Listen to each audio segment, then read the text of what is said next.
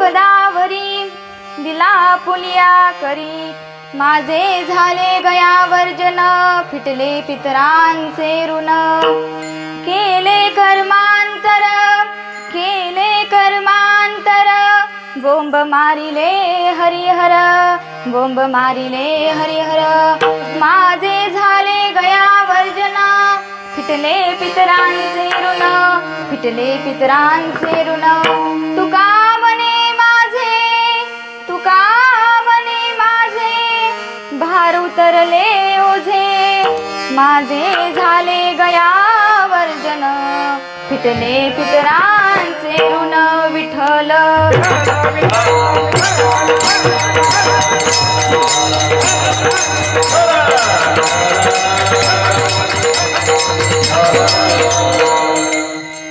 वक्रतुंड महाकाय सूर्यकोटी समप्रभा निर्विघ्नं कुरु मे देव सर्वकार्येषु सर्वदा ओम नमो विठ्ठला राजया पांडुरंगा नमो रुक्मिणी माऊली ज्ञान गंगा नमो पुंडलिका नमो चंद्रभागा नमस्कार माझा रुक्मिणी पांडुरंगा पांडुरंगा करू प्रथम नमन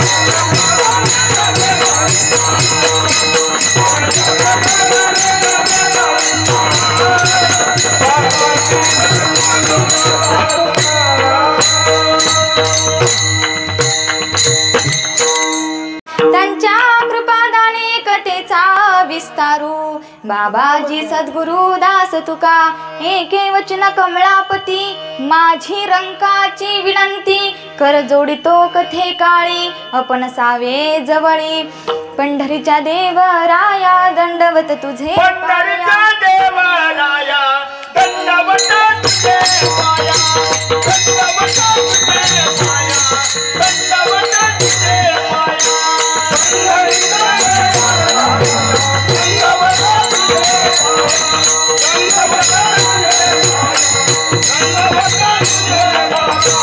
पंढरीच्या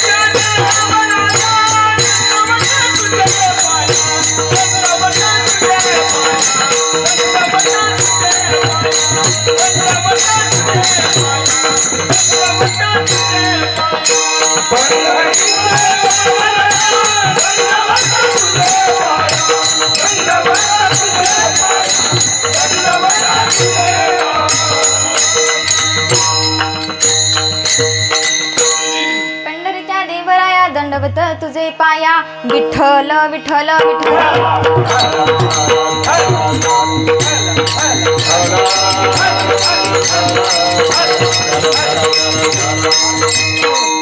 विश्वरूप, विश्वाधिकार, विश्वप्रिय, विश्वभूषण, श्रीमंत जगद्गुरु माझ्या ज्ञानोबरायांचे लाडके संत जगद्गुरु तुकोबराय यांचा 4 चरणांचा आणि 4 कडव्याचा अभंग हा सेवेकरता निवडलेला आहे विठ्ठल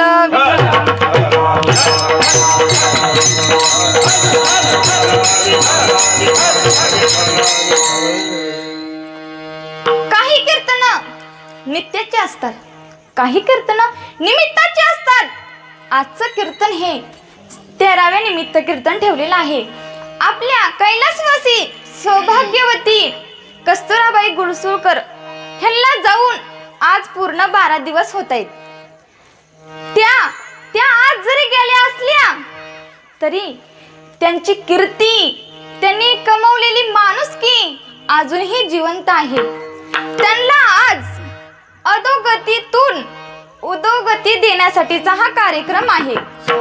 मग चला तुकोबरायांच्या गाथामध्ये तुकोबराय काय सांगतायत ते पाहायचंय आपल्या सर्वांना. तर सगळ्यांनी शांतपणे ऐकून घ्यायचंय. जगद्गुरु तुकोबराय म्हणतात, पिंड पदावरी दिला आपुलिया करी. तुकोबराय म्हणतात, मी माझा पिंड माझ्या दोन्ही हाताने विष्णू पदावरती ठेवलेला आहे. मग तुकोबराय पिंडच असं का म्हणले असतील? मग आता तुम्हाला प्रश्न पडेल की पिंड म्हणजे काय, पिंड कशाचा असतो आणि पिंड कोणासाठी असतो? तर नीट लक्ष देऊन ऐका. आपण पाहतो ज्यावेळेस पिंडदान केलं जातं त्यावेळेस 3 ठिकाणी पिंड ठेवलेले असतात. मग पिंड म्हणजे काय? तर पिंड म्हणजे प्रसाद. पिंड कशाचा असतो? पिंड हा भाताचा असतो. पिंड हा कोणासाठी असतो? तर पिंड हा देवांसाठी असतो. गेलेल्या जीवासाठी काहीच नसतं, पिंड देवांसाठी. मग 3 पिंड ठेवले असतात. एक पूर्वेचा पिंड, दुसरा पश्चिमेचा पिंड आणि तिसरा दक्षिणेचा पिंड. मग आता पूर्वेचा पिंड हा कोणासाठी, पश्चिमेचा पिंड हा कोणासाठी, दक्षिणेचा पिंड हा कोणासाठी? तर ऐका, पूर्वेचा पिंड हा देवांसाठी असतो. आता तुम्हाला प्रश्न पडेल, का बरं देवासाठी असतो? तर त्या आज जीवाला अधोगतीतून उदोगती देण्यासाठी त्या देवाला विनंती करायची असते, हे देवा आमच्या जीवाला अधोगतीतून उदोगती दे. ह्यासाठी पूर्वेचा पिंड हा देवासाठी असतो. मग पश्चिमेचा पिंड हा कोणासाठी असतो? तर पश्चिमेचा पिंड हा चित्रगुप्तासाठी असतो. का बरं चित्रगुप्तासाठी असतो? ज्या वेळेस बाळाचा जन्म आईच्या उदरातून होतो त्यावेळेस ज्या वेळेस आईची आणि बाळाची नाळ कापली जाते त्यावेळेस बाळाचं कर्म सुरू होत असतं. आपल्या उजव्या खांद्यावरती पुण्य आहे, डाव्या खांद्यावरती पाप आहे आणि हे पुण्य आणि पाप चित्रगुप्त लिहत असतो. म्हणून त्या चित्रगुप्ताला आज विनंती करायची असते, हे चित्रगुप्ता आमच्या जीवासाठी चांगलं लिही. म्हणून पश्चिमेचा पिंड हा चित्रगुप्तासाठी असतो. आता दक्षिणेचा पिंड हा कोणासाठी असतो? तर दक्षिणेचा पिंड हा यमदेवासाठी असतो. का बरं यमदेवासाठी असतो? तर प्रमाणे मारे ती झोडी ती तोडी ती निष्ठुर यमाचे किंकर बहुस आलं. म्हणून त्या यमदेवतेला विनंती करायची असते, हे यमदेवता आमच्या जीवाला मारू नको, झोडू नको ना तोडू नको, त्याची रक्षा कर. ह्यासाठी पश्चिमेचा पिंड हा चित्रगुप्तासाठी असतो. विठ्ठल विठ्ठल.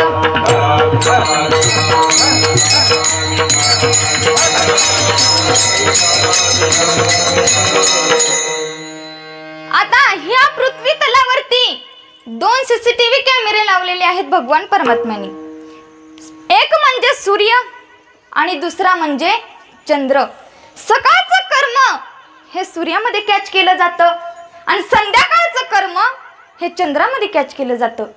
मग तुम्ही इथले कॅमेरे झाकू शकताल बरं का, पण वरचे कोणी झाकू शकत नाही. म्हणून त्यामुळे आपल्याला नीट कर्म करायचंय. मग मला सांगा, मी तुम्हाला प्रश्न विचारते, माझ्या प्रश्नाची उत्तर द्यायची, जर नाही दिली तर मी कडकडे अंबाजोगाईला निघून जाते. आता मला सांगा, ज्या वेळेस माणूस जन्माला येतो त्यावेळेस देहाला नाव असतं का जीवाला नाव असतं? देहाला, जीवाला नाव नाही. मग देह अमर आहे का जीव अमर आहे? जीव अमर आहे. देह हा जातो, जीव हा शास्त्राने तुटत नाही, ना अग्नीने हे सुद्धा जळत सुद्धा नाही, ना वाऱ्याने हलत नाही. जीव हा अमर आहे. माणसाला जन्माला आल्यानंतर त्याच्यावरती 16 संस्कार होणं अत्यंत गरजेचं आहे.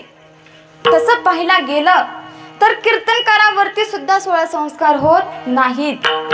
त्यामधले 3 संस्कार ऑटोमॅटिक होतात. पहिला गर्भसंस्कार, दुसरा विवाह संस्कार आणि तिसरा अतिन संस्कार, हे आपोआप होतात. मग आता तुम्ही म्हणसान कवळा कशासाठी लागतो? तर ज्या वेळेस श्रीराम प्रभू आणि सीता माता चित्रकूट पर्वतावरती गेल्या होत्या, त्यावेळेस श्रीराम प्रभू विश्रांती करत होते आणि सीता माता आतमध्ये आश्रमामध्ये होत्या. मग आता इंद्राचा मुलगा जयंत ह्याची नजर सीता मातेवरती पडली. सीता माता अत्यंत सुंदर दिसत होत्या. त्या जयंताला वाटलं की आपण सीता मातेला स्पर्श करावा, पण आता कसा करावा? मग त्यासाठी त्यांनी कावळ्याचं रूप घेतलं आणि तो चित्रकूट पर्वतावरती आला. त्याने सीता मातेला अशी थोडी टोच मारली की श्रीराम प्रभू क्रोधाने उठले आणि बाण झोडला आणि म्हणाले, तुला आता मारूनच टाकतो. मग तो कावळा गयावया करू लागला, प्रभू मला मारू नका, माझ्यावरती दया करा. पण श्रीराम प्रभू म्हणाले, हा रामाचा बाण आहे, माघार जाणार नाही. तो गयावयाच करू लागला, मला मारू नका, हो मला मारू नका. मग त्यावेळेस श्रीराम प्रभूंनी एक हरळीची काडी उचलली आणि ती कावळ्याच्या दिशेने भिरकावली आणि ती जाऊन कावळ्याच्या डोळ्यात शिरली. म्हणून तेव्हापासून कावळ्याला एकच डोळा आहे. आडाला नानी फेडोळेला डोळा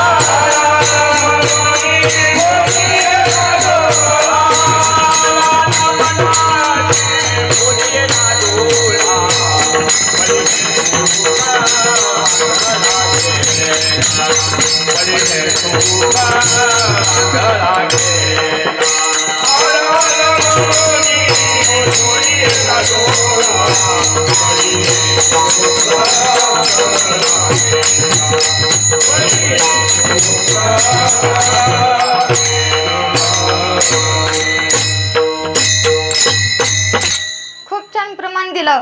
तसं भगवान परमात्म्याने डोळा फोडला, मग त्याला एकच डोळा राहिलाय बरं का कावळ्याला. जरी 2 डोळे असले तरी एकाच डोळ्याने दिसतं. मग त्यावेळेस श्रीराम प्रभूंनी कावळ्याला श्राप दिला की तू 12 महिने नरक खाशील. मग त्यावेळेस कावळा गयावया करू लागला, प्रभू माझा उद्धार कुठे होईल? मग त्यावेळेस श्रीराम प्रभू म्हणाले, तुझा उद्धार हा पितृपक्षामध्ये होईल, मला अन्न कुठे मिळेल प्रभू? मग त्यावेळेस श्रीराम प्रभू म्हणाले, तुला अन्न हे जिथं पिंडदान केलं जाईल तिथे तुला अन्न मिळेल. मग आपल्या पूर्वजांची एक म्हण होती बघा, उष्ट्या हाताने कावळा हाणणार नाही, उष्ट्या हाताने कावळा हाणणार नाही. का? कारण आपण जेवताना अन्न हाताला लागलेलं असतं आणि जर आपण ते कावळ्याला असं मारायला गेलो तर आपल्या हातचं शीत म्हणजे अन्न ते खाली पडणार आणि मग लगेच कावळा तो खाणार. म्हणून आपल्या पूर्वजांची म्हण होती, तुम्ही ऐकली ना, की उष्ट्या हाताने कावळा हाणणार नाही, म्हणून कावळा पण लागतो. मग आता ज्यावेळेस माणसाचा मृत्यू होतो त्यावेळेस तो जीव कुठे जातो? तर नीट लक्ष देऊन ऐका.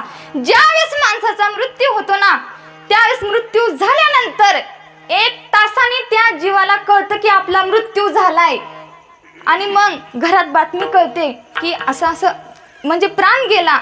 पण त्यावेळेस घरातले शोकाकुल झालेले असतात. काही म्हणजे असं रडारडी सुरू असते.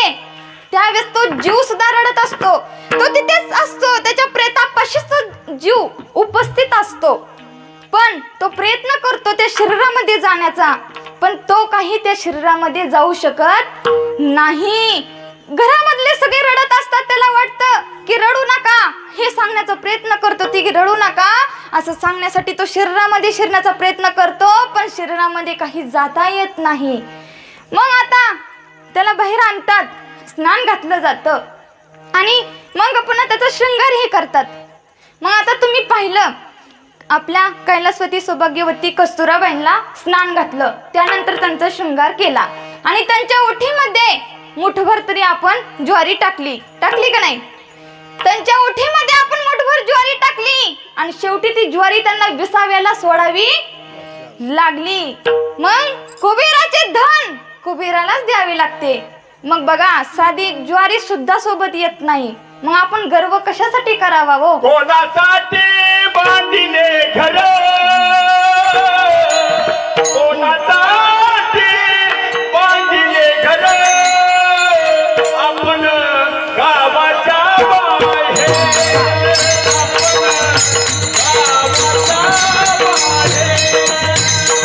आपण गावाच्या बाहेर, कोणासाठी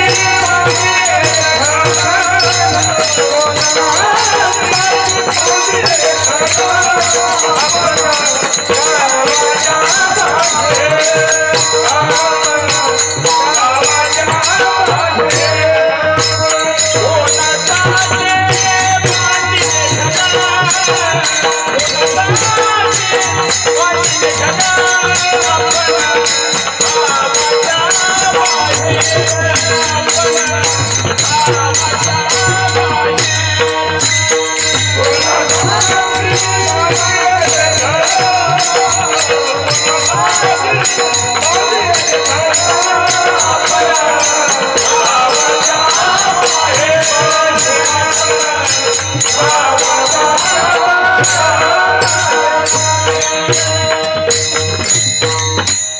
आपण कितीही घर ती म्हणलं का नाही, शेवटी आपण गेल्यानंतर आपलं घर गावाच्याच बाहेर आहे हे लक्षात ठेवा. मग आपण कर्म करायचे हो, पैसा सुद्धा मिळवायचा आहे, पण एक लक्षात ठेवायचंय, धन हे साधन आहे पण साध्य नाही.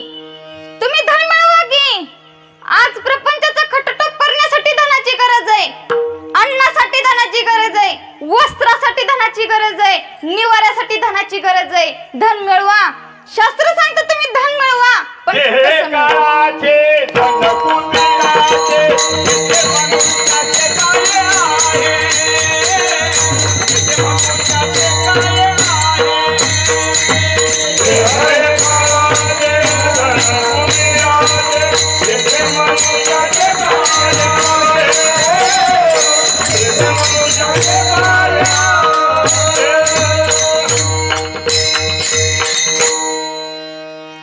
धन हे साधन आहे पण साध्य नाही. धन मिळवायचंय पण न्यायानीतीने मिळवायचंय.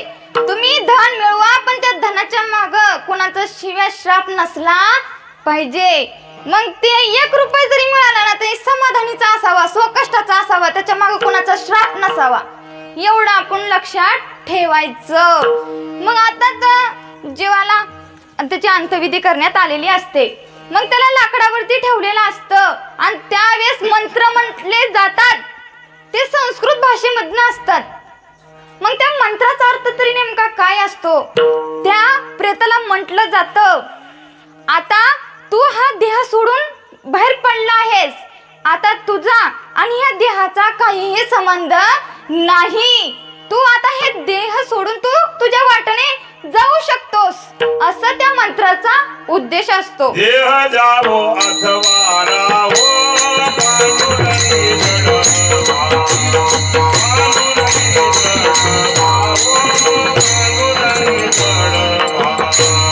देह जावो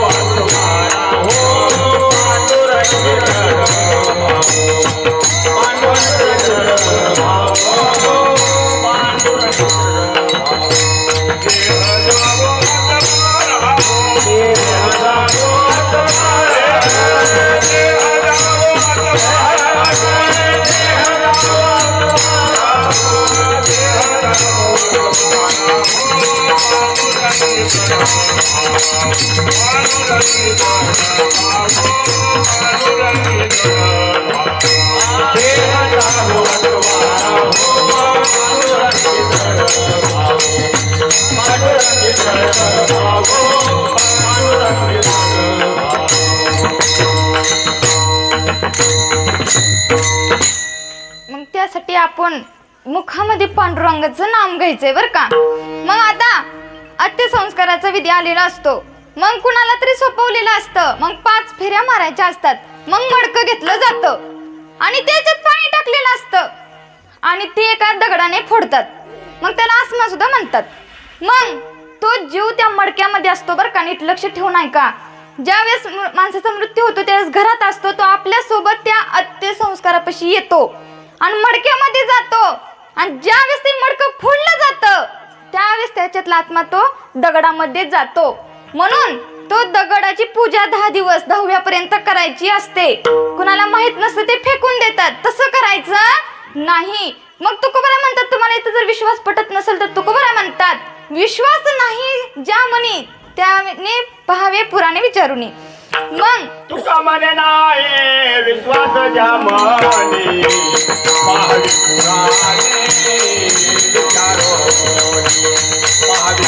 पहावे पुराणे विचारोनी. तुका म्हणे नाही विश्वास ज्या मनी पहावे पुराणे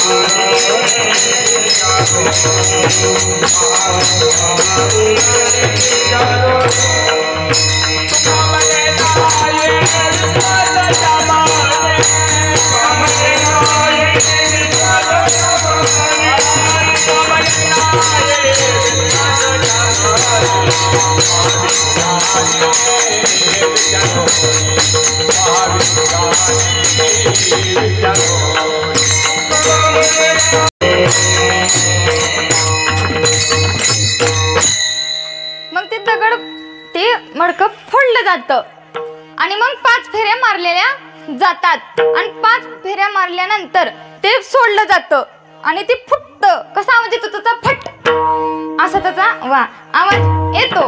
मग त्याचा अर्थ काय असतो? फट म्हणजे घटस्फोट. तुझा आणि तुझ्या घरच्यांशी तुझं काही नातं नाही, आता तुझा घटस्फोट झालेला आहे असा. घट फोडीला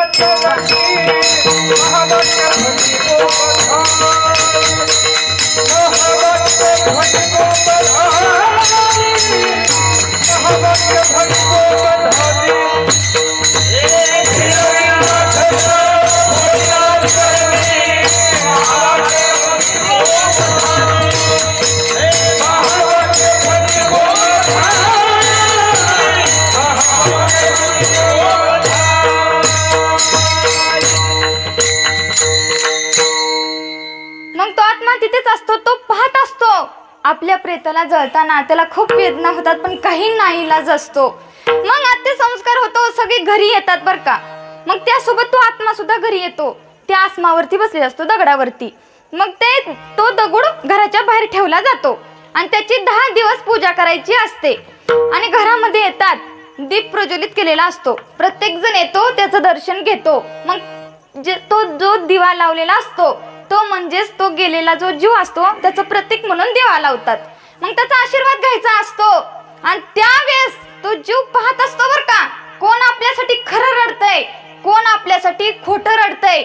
मग कुठलाही किती मोठा शत्रू असू द्या, जर कोणाचा जर मृत्यू झाला तर त्यावेळेस तरी त्याची कुणी टीका करायची नाही. त्याबद्दल त्याचं प्रेम व्यक्त करायचं.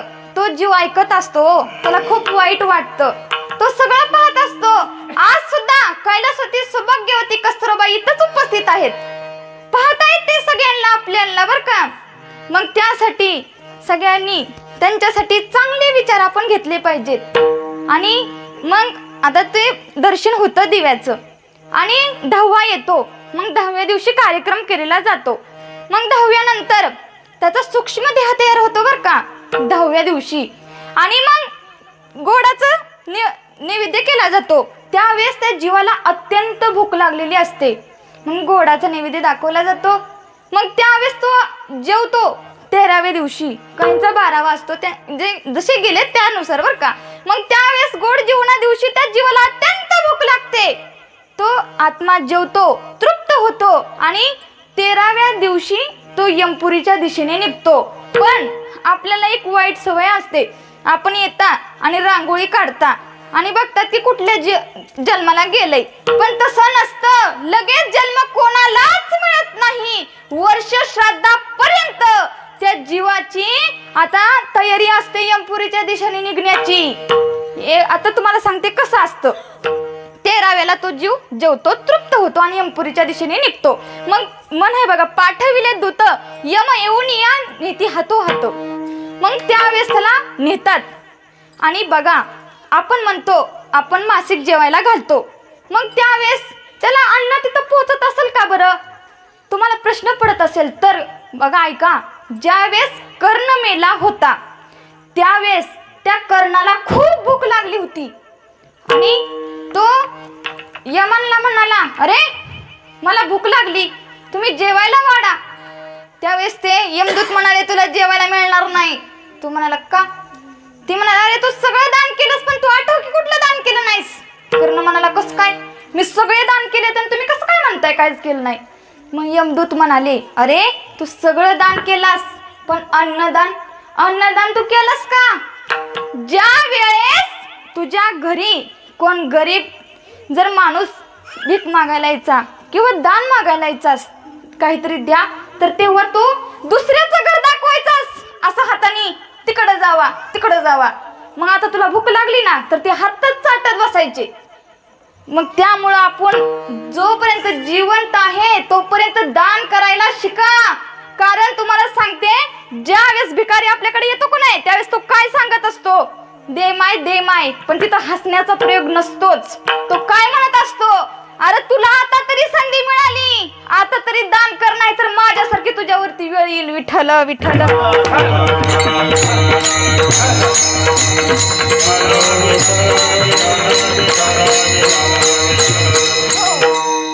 त्यामुळं आपण अन्नदान सुद्धा करणं अत्यंत गरजेचं आहे. देवाने हाच मनुष्य जन्म दिलाय बरं का, कधीच वाया घालू नका. संसारी करा पण संसार करत करत परमार्थ सुद्धा केला पाहिजे. मग संसारी असावे आसोली नसावे, भजन करा देऊळेया, भजन करा देऊळेया. संसारी असावे आसोली नसावे, भजन करा देऊळेया, भजन करा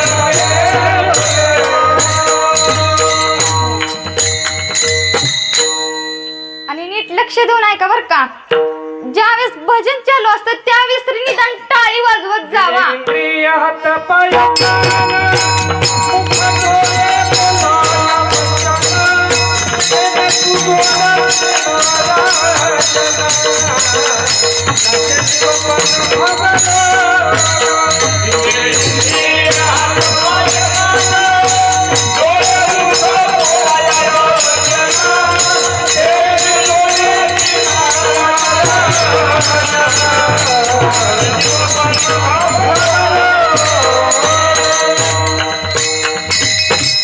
देवाने सुंदर डोळे दिलेत, चांगलं पहा. सुंदर कान दिलेत, चांगलं ऐका. चांगलं आपल्याला तोंडही दिलंय, चांगलं नामस्मरण करा आणि चांगलं बोला.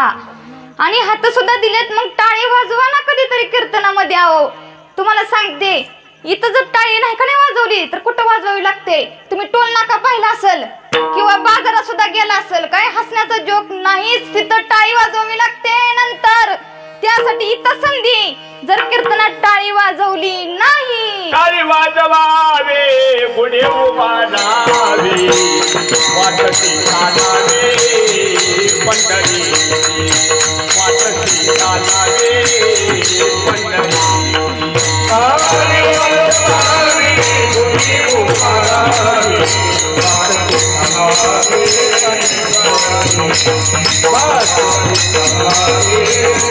पंढरी.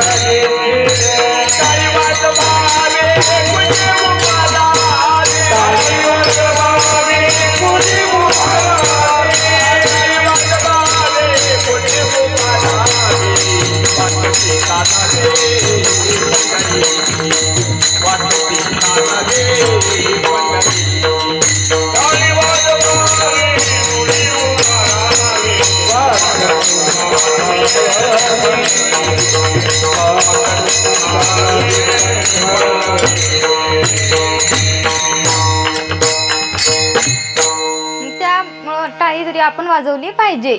मग आता तो जीव दर महिन्याला त्याची यात्रा सुरू असते आणि दर रोजचा 1 दिवसाचा त्याचा प्रवास 1200 किलोमीटर त्याला रोज चालायचं असतं त्या जीवाला.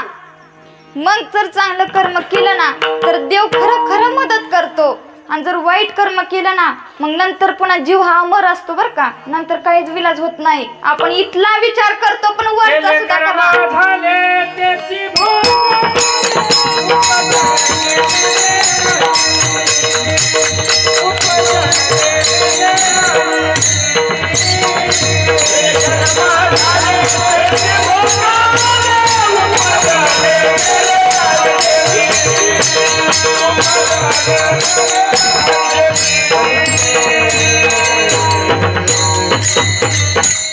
जसं आपण कर्म करणार आहे तसं आपली वरती परतफेड आहे. मग असा त्याचा रोजचा प्रवास सुरू होतो. पुढं वैतरणी नावाची नदी येते. तिथे कामधेनू नावाची गाय असते आणि ती नदी 12,000 किलोमीटर अशी असते आणि त्या नदीमध्ये अनंत आग, परत विंचू, साप आणि ती घाणीने भरलेली असते बरं का ती नदी आणि निस्ती ज्वालामुखी असते त्या नदीमध्ये.